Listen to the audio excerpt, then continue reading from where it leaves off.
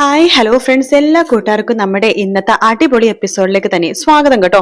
അങ്ങനെ വൈദ്യരോട് കൈലാസ് പറയേണ്ട, വൈദ്യർക്ക് പറ്റുമെന്നുണ്ടെങ്കിൽ പെട്ടെന്ന് പറ, അല്ലെങ്കിൽ ഞങ്ങൾക്ക് ഹോസ്പിറ്റലിൽ കൊണ്ടുപോകാനാണ് എന്ന് പറയുമ്പോഴേക്കും വൈദ്യര് പറയണ്ട്, അതെ ഞാനൊന്ന് നോക്കട്ടെ, പിന്നെ ഇവിടുന്ന് ഹോസ്പിറ്റൽ നിങ്ങൾ വിചാരിക്കുന്ന പോലെ തൊട്ടടുത്തല്ല, 30-40 കിലോമീറ്റർ ഉണ്ട്. ഇവിടുത്തെ കുണ്ടും കുഴിയൊക്കെ കഴിഞ്ഞ് അവിടെ എത്തുമ്പോഴേക്കും കൊച്ചിന്റെ ജീവന് തന്നെ ആപത്താണ്. എത്ര സമയം മണ്ണിനടിയിൽ കിടന്നു എന്ന് ചോദിക്കുമ്പോ പ്രിയം പറയണ്ട, അതൊരു അരമണിക്കൂർ കിടന്നിട്ടുണ്ടാവും. ഈശ്വര, അരമണിക്കൂർ കിടന്നോ? അരമണിക്കൂറൊക്കെ ഒരു മണ്ണിനടിയിൽ കിടക്കാന്ന് വെച്ചാൽ ജീവൻ പോകുന്നതിന് തുല്യമാണ്. ജീവൻ പോയി തന്നെ കണക്കാക്കാം. അയ്യോ, അപ്പൊ പാറു, ഞാൻ നോക്കട്ടെ, നിങ്ങൾ സമാധാനിക്ക്. ഇവളുണ്ടല്ലോ, ഞാൻ എടുത്തു വളർത്തിയ കുട്ടിയാണ്.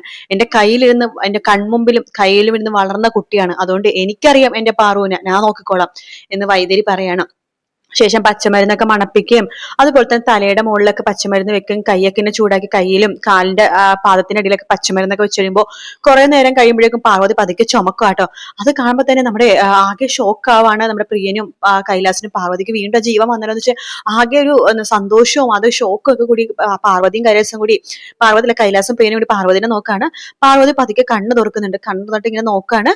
നോക്കുമ്പോൾ വൈദ്യര് പറഞ്ഞു, മോളെ വിഷമിക്കേണ്ട, വൈദ്യരങ്കിളെ എന്ന് പറയുമ്പോഴേക്കും അതെ, മോള് കറക്റ്റ് സ്ഥലത്ത് തന്നെയാണ് വന്നിരിക്കുന്നത്. മോളുടെ ജീവന് പോലും ആപത്തായിരുന്നു. മോൾ എങ്ങനെയാ മോളെ മണ്ണിന്റെ അടിയിൽ പെട്ടതെന്ന് പറയുമ്പോൾ, അത് കുറെ കള്ളന്മാര് കാരണം ഞാൻ മണ്ണിന്റെ അടിയിൽ പെട്ടതാണെങ്കിലേ എന്ന് പറയുന്നത്. കള്ളന്മാര് കാരണോ? ആദ്യം തിരുവാഭരണം മോഷ്ടിച്ച കള്ളന്മാരെ പിടിക്കാൻ വേണ്ടി പോയതാ. ഞാൻ അവരുടെ കയ്യിൽ നിന്ന് തിരുവാഭരണം തിരിച്ചു വാങ്ങിച്ചു. പക്ഷെ അവരെന്നെ തലക്കടിച്ചു, അവസാനം മണ്ണിന്റെ അടിയിലാക്കി. സത്യം പറഞ്ഞാൽ അവരെല്ലാം എന്റെ തലക്കടിച്ചത് എനിക്ക് ശരിക്കും ഓർമ്മ കിട്ടുന്നില്ല. മുമ്പിൽ നിന്ന് ഒരു വലിയൊരു അടിയായിരുന്നു വരുന്നത്. പക്ഷെ കണ്ണടയണ മുമ്പ് ഞാൻ അയാളുടെ മുഖം കണ്ടായിരുന്നു. ആരാ നിന്നെ അടിച്ചത് എന്ന് പ്രിയൻ ചോദിക്കുമ്പോ പാറു പറയണ്ട്, അത് അവനാ, രുദ്രപ്രതാപൻ. അവൻ മുമ്പിൽ ഞാൻ ഓടി രക്ഷപ്പെടാൻ, ദേവിയുടെ തിരുവാഭരണമായിട്ട് ഓടി രക്ഷപ്പെടാൻ പോണ സമയത്താ അവൻ മുൻപിൽ കൂടി വന്നിട്ട് തടിക്കഷ്ണം കൊണ്ട് എന്റെ തലക്കടിച്ചത്. പിന്നീട് എനിക്കൊന്നും ഓർമ്മയില്ല. അപ്പൊ വൈദ്യര് പറഞ്ഞു, മോളെ അവര് അതിനുശേഷം മരിച്ചു എന്ന് പറഞ്ഞ് കുഴിച്ചിടാടുന്നേ ഈ കുട്ടികളാ മോളെ ഇവിടെ കൊണ്ടുവന്നത് എന്ന് പറയാണ് കൈലാസ്. പ്രിയ, ഒരുപാട് നന്ദിയുണ്ട് എന്റെ ജീവൻ രക്ഷിച്ചതില്. അല്ലാന്നുണ്ടെങ്കിൽ ഞാൻ മണ്ണിനിടയിൽ മരിച്ചു പോയതിന് ആരും എന്നെ കണ്ടുപിടിക്കുക പോലും ഇല്ലായിരുന്നു. കൈലാസ് പറഞ്ഞിട്ട്, പാറു നീ എന്നോടല്ല നന്ദി പറഞ്ഞത്, ഈ പ്രിയനോടാ. അവരെവിടെ കുഴിച്ചിട്ടൊന്നും ഞങ്ങളോട് പറഞ്ഞില്ല. അവിടെ ആ വലിയ പറമ്പിൽ എവിടെയാ നിന്നെ അന്വേഷിക്കാന്ന് അറിയാണ്ട് ഞാൻ പല സ്ഥലത്തും ഇങ്ങനെ നോക്കിക്കൊണ്ടിരിക്കുന്ന സമയത്ത് പ്രിയനാണ് നീ കിടക്കുന്ന കറക്റ്റ് സ്ഥലം അവൻ എങ്ങനെയോ മനസ്സിലായി. അവനാണ് നിന്നെ കണ്ടുപിടിച്ചത്. നീ നന്ദി പറഞ്ഞ പ്രിയനോടാണ്. പ്രിയന് മുമ്പിൽ കൈകൂപ്പാണ് പാർവതി. എന്താ പാറു ഇത്? അതിന്റെ ആവശ്യമില്ല. അല്ല, പ്രിയൻചേട്ടൻ എങ്ങനെയാ ഞാൻ അവിടെ കിടക്കുന്നത് മനസ്സിലായത്? അറിയില്ല, നീ എന്തോ എന്നെ വിളിക്കുന്ന പോലെ എനിക്ക് തോന്നി, അങ്ങനെ ഞാൻ അവിടേക്ക് എത്തിയത്. അപ്പൊ നിന്റെ സാരിയുടെ ചെറിയൊരു തുമ്പ് കണ്ടു. അങ്ങനെ അവിടെ മണ്ണ് വാരി നോക്കുമായിരുന്നു. എടുത്ത സമയത്ത് നിനക്ക് ജീവൻ ഉണ്ടോന്ന് പോലും ഞങ്ങൾക്ക് അറിയില്ലായിരുന്നു. ഇവിടെ അടുത്തൊന്നും ആശുപത്രിയിലല്ലോ. പിന്നെ മോളാ പറഞ്ഞത് ഇവിടെ വൈദ്യര് മുത്തശ്ശനുണ്ടെന്ന്. അങ്ങനെയാ ഇങ്ങോട്ടേക്ക് കൊണ്ടുവന്നത്. വൈദ്യര് നന്ദിയുണ്ട്. ആദ്യം വൈദ്യരുടെ മരുന്നിന് ഞാൻ പരീക്ഷിച്ചായിരുന്നു, സോറി എന്ന് കൈലാസ് പറയാണ്. സാരില്ല, അല്ലെങ്കിൽ നാട്ടുവൈദ്യമൊന്നും ആൾക്കാർക്ക് വലിയ വിശ്വാസമൊന്നും ഇല്ലല്ലോ. അതിൽ കുറെ ആൾക്കാർ കപടം കാണിക്കുന്നുണ്ട്. പക്ഷെ ഞാൻ കപടം കാണിക്കില്ല. ഇങ്ങനത്തെ സിറ്റുവേഷനിലൊക്കെ നാട്ടുവൈദ്യം ഗുണം ചെയ്യും എന്നൊക്കെ വൈദ്യര് പറയാണ്. പ്രിയനും കൈലാസിനൊക്കെ സന്തോഷാവാണ്. പാർവതിയോട് ചോദിക്കുന്നത്, എന്നിട്ട് നീ ആ തിരുവാഭരണം എവിടെയാന്ന് അവർ കൊണ്ടുപോയെന്നൊക്കെ നിനക്ക് അറിയാവോ? തിരുവാഭരണം അവിടെ തന്നെ അവിടെ അവരെ ഉപദ്രവിച്ച സ്ഥലത്ത് തന്നെ അവിടെ അവർ കുഴിച്ചിട്ടേക്കണെന്ന് പറയാണ്. അങ്ങനെ കൈലാസ് വേണ്ടത് 24 മണിക്കൂർ കഴിഞ്ഞാൽ ഇനി അധികം സമയമൊന്നും വേണ്ട, ഇപ്പൊ തന്നെ സമയം വൈകി, എത്രയും പെട്ടെന്ന് തിരുവാഭരണം എടുത്തിട്ട് നമുക്ക് അമ്പലത്തിലേക്ക് എത്തണമെന്ന് കൈലാസ് പറയാണ്. അപ്പൊ പ്രിയം പറയണ്ട, അതെ അതെ നമുക്ക് എത്രയും പെട്ടെന്ന് അങ്ങോട്ടേക്ക് പോകണം പറഞ്ഞ പാർവതിയും അവിടെ നിന്ന് എഴുന്നേക്കാണ്. മോള് റെസ്റ്റ് എടുത്തിട്ട് പോയാൽ മതി എന്ന് വൈദ്യരി പറയാണ്. ശരിയാ പാറു, ആ സ്ഥലം ഇപ്പൊ ഞങ്ങൾക്ക് മനസ്സിലായില്ല, ഞങ്ങൾ പോയി എടുത്തിട്ട് വരാം, നീ ഇവിടേക്ക് ഞങ്ങൾ വരുമ്പോ നിന്നെ കൂട്ടിക്കൊണ്ട് പോയിക്കോളാം എന്ന് പറയാണ്. പ്രിയന്റെ മനസ്സിൽ പോണ സമയത്തെല്ലാം കൈലാസ് പറഞ്ഞ കാര്യങ്ങളാണ് കേട്ടോ. അതായത് കൈലാസ് സ്നേഹിക്കുന്ന ആ ഒരു പെൺകുട്ടി പാറു ആണെന്ന് പറഞ്ഞ ആ ഒരു നിമിഷത്തെ കുറിച്ച് ആലോചിച്ച് പ്രിയൻ ആകെ വിഷമിക്കുകയാണ്. കൈലാസ് ആണെന്നുണ്ടെങ്കിൽ ഒരാളുടെങ്കിലും തന്റെ പ്രണയം തുറന്നു പറയാൻ സാധിച്ചല്ലോ. പാർവതിയുടെ അടുത്തും പറഞ്ഞില്ല, പാർവതിയുടെ അച്ഛനടുത്തും പറഞ്ഞില്ല, ആരോടും പറഞ്ഞില്ല. പക്ഷെ പാർവതിയുടെ കൂടെ നടക്കുന്ന, പാർവതിയുടെ കൂട്ടുകാരനായിട്ടുള്ള, പാർവതിയുടെ ബെസ്റ്റ് ഫ്രണ്ട് ആയിട്ടുള്ള പ്രിയനോടെങ്കിലും സത്യം പറഞ്ഞല്ലോ. ആ ഒരു സമാധാനം കൈലാസിനുണ്ട്.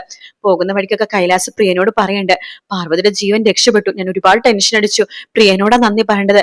ഞാൻ എന്റെയും പാറിന്റെ വിവാഹം കഴിയുമ്പോ പ്രിയന് ഞാൻ നല്ലൊരു ജോലി തരും, ഇപ്പൊ തന്നിരിക്കുന്ന പോസ്റ്റിനേക്കാളും ഉയർന്ന ശമ്പളത്തിൽ ഞാൻ ജോലി തരും. അതൊന്നും വേണ്ട സാറേ, പാർവതിനെ രക്ഷിക്കാന്നുള്ളത് സാറിനെ പോലെ തന്നെ എന്റെയും കടമയാണല്ലോ എന്നൊക്കെ പറയണം. ശേഷം അവര് പാർവതി പറഞ്ഞ സ്ഥലത്ത് പോയിട്ട് തിരുവാഭരണങ്ങളൊക്കെ എടുത്തോണ്ട് വരുവാണ്. ശേഷം പാർവതിനെയും കൂട്ടുന്നുണ്ട്. പാർവതി അച്ഛനോടും അമ്മയടുത്തും ചേച്ചിയെടുത്തും അതുപോലെ തന്നെ അവിടെ വന്നിരിക്കുന്ന സൗന്ദര്യ, ജയന്തി എല്ലാവർക്കും വരാൻ വേണ്ടി പറയാട്ടോ. അങ്ങനെ എല്ലാവരും കൂടി അമ്പല കമ്മിറ്റിയിലേക്ക് വരണം. അപ്പൊ രുദ്രപ്രതാപനോട് വരാൻ പറയുന്നത്. അപ്പൊ രുദ്രപ്രതാപനെ അറിയില്ലല്ലോ. അപ്പൊ അയാൾ വേഗം പാറു മരിച്ചിട്ടുണ്ടാവുമായിരിക്കും ഉണ്ണി. അപ്പൊ അതിന്റെ കാര്യങ്ങൾ പറയാൻ വേണ്ടിയിട്ടായിരിക്കും തിരുമേനി വിളിക്കണത്. നമുക്ക് പോകാന്നിട്ട് പോവാണ്. പാറുവിന്റെ മരണവാർത്ത പറയാൻ വേണ്ടിയിട്ടായിരിക്കും തിരുമേനി വിളിക്കണത്. പറഞ്ഞ സന്തോഷത്തിൽ അങ്ങനെ ഉണ്ണീനെയും കൂട്ടിക്കൊണ്ട് രുദ്രപ്രതാപം പോവാട്ടോ.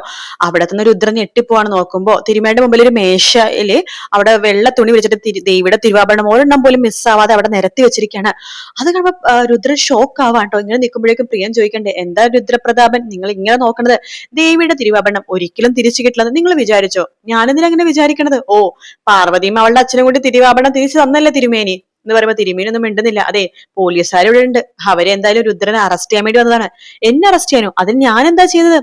രുദ്രൻ എന്താ ചെയ്യുന്നു? രുദ്രൻ അറിയില്ലേ എന്ന് പ്രിയൻ ചോദിക്കുമ്പോ ഞാനൊന്നും ചെയ്തിട്ടൊന്നുമില്ല. ആ, ഇനിയിപ്പൊ അങ്ങനെ പറഞ്ഞാ മതിയല്ലോ അല്ലെ? പാർവതി നടന്ന കാര്യങ്ങളൊക്കെ എല്ലാവരോടും പറ എന്ന് കൈലാസ് പറയുമ്പോഴേക്കും പാർവതി നടന്ന കാര്യങ്ങൾ പറയണം. പാമ്പിന്റെ ചിത്രമുള്ള ആളുടെ പുറകിൽ ഞാനും മോളും കൂടി പോണ സമയത്ത്, ഇവളും കൂടി പോണ സമയത്താണ് അവിടെ അവരുടെ കയ്യിൽ നിന്ന് തിരുവാഭരണം പിടിച്ചു വലിച്ചു വാങ്ങിച്ചു ഓടുന്ന സമയത്ത് രുദ്രപ്രതാപൻ എന്റെ തലക്കെട്ട് അടിക്കായിരുന്നു. എന്നിട്ട് അവരുടെ കൂടെ കൂടിയിട്ട് എന്നെ കുഴിച്ചിട്ടായിരുന്നു മണ്ണില്. കറക്റ്റ് സമയത്ത് പ്രിയനും അതുപോലെ തന്നെ കൈലാസറും വന്നില്ലെങ്കിൽ ഞാൻ ജീവനോടെ ഒരിക്കലും ഉണ്ടാവില്ലായിരുന്നു എന്ന് പറയുമ്പോൾ പാർവതിയുടെ അച്ഛനും അമ്മയൊക്കെ ആകെ ഷോക്ക് ആവാട്ടോ. ഈശ്വര, എന്റെ മോളെ എന്നൊക്കെ പറയുന്നുണ്ട്. ശേഷം ഇവർ എന്നെ വൈദ്യരുടെ അടുത്തേക്ക് കൊണ്ടുപോകായിരുന്നു. വൈദ്യരാണ് എന്നെ ഇപ്പൊ ഈ ജീവൻ രക്ഷപ്പെടുത്തി തന്നത്. ഇതിന് നന്ദി വേണ്ടത് ഞാൻ പ്രിയനോടും കൈലാസ് സാറിനോടാണ് എന്നൊക്കെ പറയണ്ടേ. എന്തായാലും ദേവിയുടെ തിരുവാഭരണം കിട്ടിയില്ല, അതാണ് ഏറ്റവും വലിയ സന്തോഷം. അപ്പൊ തിരുമേനി പറഞ്ഞു, മോളെ ഇത് സത്യമായിട്ടുള്ള തിരുവാഭരണമാണ്, ദേവിയുടെ അനുഗ്രഹം നിനക്കുണ്ട്.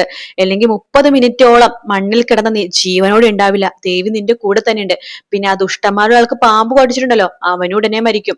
പിന്നെ ബാക്കിയുള്ള ദുഷ്ടന്മാർക്ക് ദൈവം വിധി എഴുതിക്കോളും. ആ, പ്രിയം പണ്ട് അതെ, ഇനിയിപ്പോ രുദ്രന്റെ വിധി എഴുതേണ്ടത് ആരാച്ചാ? പാർവതിയും പാർവതിയുടെ അച്ഛനാണ്. നിങ്ങൾ പറയണ പോലെ ആയിരിക്കും രുദ്രനെ പോലീസ് അറസ്റ്റ് ചെയ്യേണ്ട പോലെ.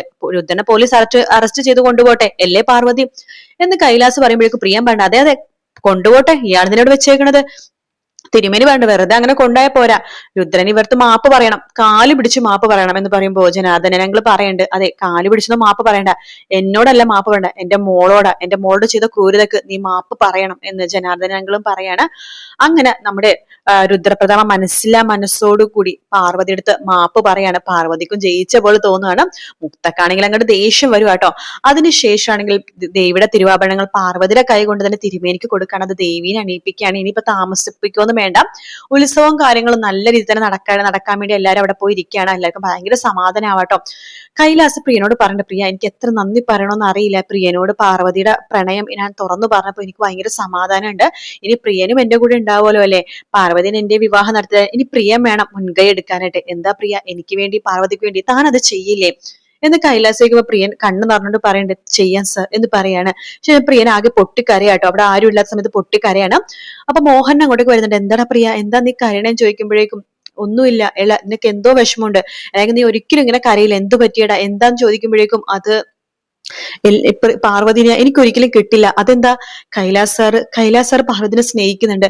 ഞാൻ അവളെ കണ്ടുമുട്ടുന്ന മുമ്പേ പാർവതിനെ സ്നേഹിച്ചത് കൈലാസ് സാറാണ്. നീ എന്തൊക്കെയാ പറഞ്ഞത്? അതിനെ പാർവതിക്ക് കൈലാസാണ്. അതെ, പാർവതിക്ക് ഇഷ്ടമൊന്നുമില്ല, പാർവതിക്ക് ആരെയും ഇഷ്ടമില്ലല്ലോ. പാർവതി പക്ഷേ കൈലാസ് സാർ പ്രണയം പറയുകയാണെങ്കിൽ അയാളെ സ്വീകരിക്കട്ടെ, അവർ ഒരുമിച്ച് ജീവിക്കട്ടെ, ഞാൻ പോകുക എന്നൊക്കെ മോഹനോട് പ്രിയം വളരെ വിഷമത്തിൽ പറയുന്ന ഭാഗം നമുക്ക് കാണാൻ സാധിക്കും കേട്ടോ. വീഡിയോ ഇഷ്ടപ്പെട്ടാൽ ലൈക്ക് ചെയ്യുക, സബ്സ്ക്രൈബ് ചെയ്യുക, കമന്റ് ചെയ്യുക. മറ്റൊരു വീഡിയോ കാണാൻ. Take care, bye bye.